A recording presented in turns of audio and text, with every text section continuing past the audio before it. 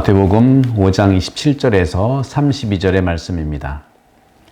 그때 예수님께서 제자들에게 말씀하셨다. 간음해서는 안 된다고 이르신 말씀을 너희는 들었다. 그러나 나는 너희에게 말한다. 음욕을 품고 여자를 바라보는 자는 누구나 이미 마음으로 그 여자와 간음한 것이다. 내 오른 눈이 너를 죄짓게 하거든 그것을 빼어 던져 버려라. 온몸이 지옥에 던져지는 것보다 지체 하나를 잃는 것이 낫다. 또 내 오른손이 너를 죄짓게 하거든 그것을 잘라 던져 버려라. 온몸이 지옥에 던져지는 것보다 지체 하나를 잃는 것이 낫다. 자기 아내를 버리는 자는 그 여자에게 이혼장을 써주어라 하신 말씀이 있다. 그러나 나는 너희에게 말한다. 불륜을 저지른 경우를 제외하고 아내를 버리는 자는 누구나 그 여자가 간음하게 만드는 것이다. 또 버림받은 여자와 혼인하는 자도 간음하는 것이다. 주님의 말씀입니다. 그리스도님 찬미합니다. 네, 오늘 복음은 부정사건, 스캔들이라는 제목을 이렇게 질 수 있는데 주님께서는 10계명의, 구약의 10계명의 6계명, 9계명을 총망라한 그러한 완성된 당신의 마음, 정신을 말씀하십니다. 사실 우리가 이 10계명에 나오지만요, 오늘 보면은 엄청난 말씀하죠. 간음 얘기를 하면서 음욕을 품고 여자를 보는 자는 이미 여자와 간음한 거다. 그러니까 보는 게 중요해요. 보는 것. 그 다음에 오른 눈이 너를 죄짓게 하거든 그 눈을 빼라. 보는 것 중요하죠. 또 오른 손이 죄를 짓게 하거든 잘라라. 또 아내를 버리는 자는 이혼장을 써주라 하신 말씀, 구약에 이런 율법이 있는데 나는 그렇지 않다. 불륜을 저지른 경우를 제외하고 아내를 버리는 자는 누구나 그 여자가 간음하게 만드는 것이다. 버림받은 여자와 혼인하는 자도 간음하는 것이다. 참 엄청난 말씀을 하시는데요. 우선 여기에서 저는 감각적인 측면에서 감각의 단계가 있어요. 감각의 단계는 정말 이 감각의 단계는 첫 번째 이 눈에서 옵니다. 눈. 보는 것이 중요합니다. 보는 것. 스토아 학파에서는요, 그 당시 고대 스토아 학파는 죄를 짓는다는 것, 눈으로 죄를 짓는 것에 대해서 엄격했습니다. 여자와 범죄를 일으키지 않으려면은 보는 것을 피해라 하고 직접적으로 얘기를 했습니다. 보지 마라 하고 얘기를 했습니다. 그런데 예수님은 꼭 그렇게 강력하게 얘기한 건 여자를 보는 게 죄를 짓는다 그것이 아니죠. 오늘 자세히 보십시오. 예수님께서 하시는 말씀은 뭐냐면은 유혹의 이런 메커니즘이 있다는 말씀을 하시는 거예요. 다시 말하면 여자를 보는 순간이 남자가 죄를 짓게 하는 것이 아니라는 거죠. 왜? 여성은 아름다운 존재고 하나님이 만들어 놓은 완벽한 창조물이잖아요. 근데 그 여자를 보는 거로 인해서 죄를 짓는다? 스토아학파는 그렇게 얘기했습니다. 아예 보지를 말라고 얘기했는데 어떻게 안 보고 삽니까? 하나님께서 만들어 주셨는데. 비현실적인 거죠. 예수님은 아주 합리적이면서 인간의 창조의 근본을 꿰뚫고 있는 거죠. 예수님이 뭐라고 했습니까? 28절에 나는 너희에게 말한다. 음욕을 품고 여자를 바라보는 자가 간음한다고 그랬잖아요. 그냥 여자를 바라보면 괜찮아요. 여자를 보는 순간 남자는 죄짓지 않는다는 거예요. 아름답잖아요. 다만 음욕을 품는 것, 다시 말하면 죄 짓는 경향과 함께 그녀를 바라볼 때만 죄를 짓는다 그래요. 벌써부터 눈 문제가 아니고 마음과 생각을 온통 그러한 음욕으로 품고 있으면서 바라보는 게 그게 문제라는 것이죠. 그러면서 28절에 보게 되면 예수님께서는 엄청난 말씀을 하시죠. 눈을 빼라는 거예요. 눈을 빼면은 소경이 되는데요. 그죠? 근데 그 행운이라고 할까요? 행운이라고 하는 것은 뭐냐면 눈은 눈만 있는 게 아니라 눈썹도 있고 눈썹도 있고 속눈썹도 있어요. 바라보는 것에는요, 이 속눈썹과 눈썹의 그런 같이 있다는 것은 그 표정을 잘 볼 수 있거든요.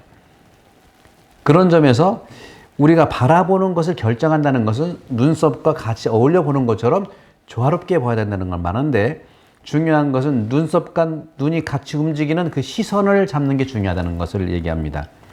우리도 운전할 때, 도로 주행할 때 시선이 중요하지 않습니까? 바라보는 게 얼마나 중요하다고요. 잘못 바라봤다가는 정말 사고를 나게 하는 것이죠. 영성생활도 마찬가지입니다. 영성생활도 충분히 주의를 주고 요청을 해야 된다는 것, 주의를 하도록 요청을 해야 된다는 것이죠. 정말 몇몇 성인들의 삶이 우리의 영성생활에 모범이 되긴 합니다.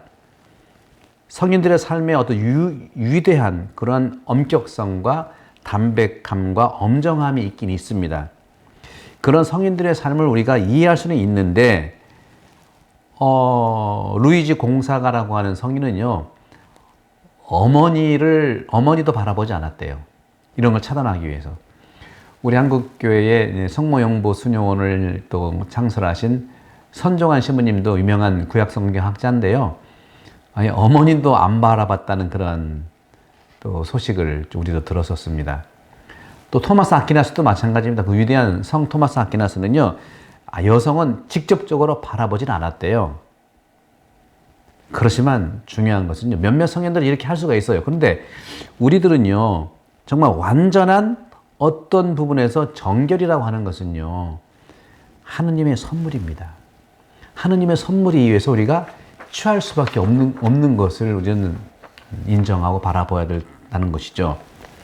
바로 그들의 태도, 그 성인들의 그런 태도들, 이런 것들은 우리가 정말 노력하는 것에 대해서 하느님의 선물 방식이라고 우리가 받아들이지만, 우리는 그런 점에서는 예를 든다면 정결이라고 하는 거 있죠. 오늘도 이제 눈을 뽑으라고 할 정도로 정결을 얘기를 하는데, 마음과 영의 시선을 잘 바라봐야 된다는 것이죠. 바로 마음과 영의 시선을 두고 거기에서 나오는 감각들을 잘 들여다보고 할 때 유익한 우리 안에서 나오는 아름다움으로 죄를 이겨낼 수가 있다는 것이죠. 오늘 30절에 또 엄청난 말씀을 하십니다. 눈도 뽑으라고 하지만 예수님께서는 손도 자르래요. 근데 왜 하필 다 오른손일까요? 그죠? 그런 성서신학적 이유가 있지만 이제 시간 관계상 넘어가도록 하고요. 왜냐면 왼손은 또 어떤 위생학적인 측면에서 이제 변소로 간다는 그렇게 쓴다고 얘기를 합니다. 하여간 오른손을 이야기할 때 오른손은요, 노동의 상징입니다. 대부분 오른손으로 하지 않습니까? 물론 왼손도 있긴 있지만 왼손을 쓰는 사람들은 뭐 그런 의미의 오른손이라고 볼 수 있겠죠. 그렇지만 이 오른손을 자르면 장애인이 되는데요. 오른쪽 눈을 뽑으면 또 장애인이 되는데요. 그 장애인이 되라는 것이 아니라 바로 영적인 그러한 우리 방향을 잡아라 하는 것이죠. 건강한 손을 가진다고 하는 것 자체가 하나님의 큰 선물입니다. 그걸로 일을 할 수가 있죠. 몇몇 사람들은 정말 열정적으로 열심히 쉬지도 않고 일을 합니다. 집을 짓고 또 여러 가지 측면에서 돈도 잘 벌고요. 그러나 모두가 그렇지는 않아요, 여러분들. 더 중요한 것은 오늘 주님께서 말씀하시는 눈을 뽑아라, 손을 잘라라 하는 부분들도 있지만, 더욱더 중요한 것은 가정 안에서 자녀들과 부인과 함께 담화하는 것, 대화하는 것. 그 대화하는 것은 뭐냐면은 바로 눈을 눈대로 바라보고 손은 손대로 쓰면서, 그렇죠? 대화하는 것이죠. 대화하는 것. 오늘도 그렇지 않습니까? 불륜을 저지른 경우를 제외와 아내를 버리는 자는 가늠하는 것이다. 아내를 왜 버리도록 하겠습니까? 대화가 없었고, 그렇죠? 영혼으로 우러나오는 그러한 표정도 없었고, 그죠? 그러니까 마음으로 우러나오는 대화, 영혼에서 우러나오는 표정, 그걸로 서로 대화할 때 혼인이라고 하는 것은 굉장히 중요한 부분입니다. 오늘 개신교 목사님이 책을 쓰신 것이 있는데, 결혼을 말하단가요?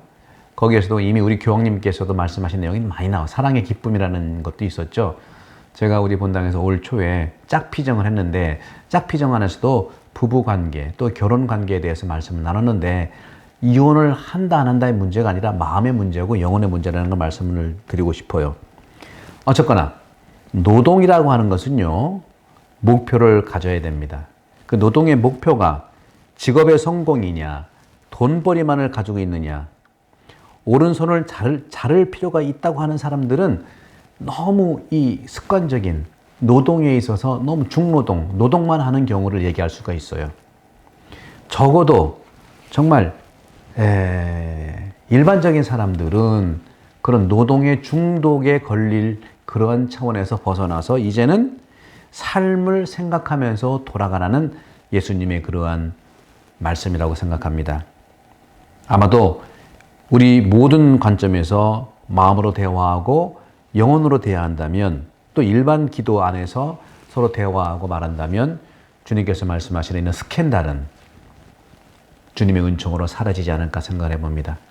코로나 팬데믹 시기에, 또 이 시기에 우리는 성당에는 모이지 못했지만 보다도 면밀하게 주님의 뜻을 더 자세히 알아보는 이러한 10분 강론 시간도 있고, 또 다양한 미사가 직접 가정에까지 가정교회의 모습이 될 수 있었겠죠.